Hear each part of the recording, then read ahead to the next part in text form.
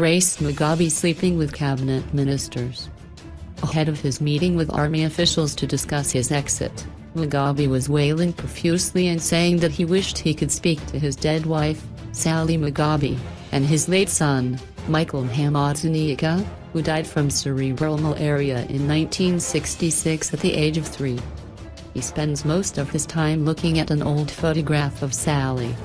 "It is terrible," the aide said of Mugabe's first wife, who died of kidney failure in 1992. In 1996, Mugabe went on to marry his current wife, Grace, who was also expelled from her role as head of the ZANU-PF Women's League forever.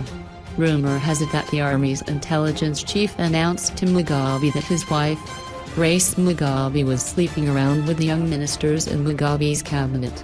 The frail dictator has been staging a hunger strike over his confinement under house arrest and is refusing to take regular baths or speak, the aide added. The only person who has managed to get through to him was the Catholic cleric Father Fidelis Mukonori, who is mediating between Mr. Mugabe and the generals, the aide added.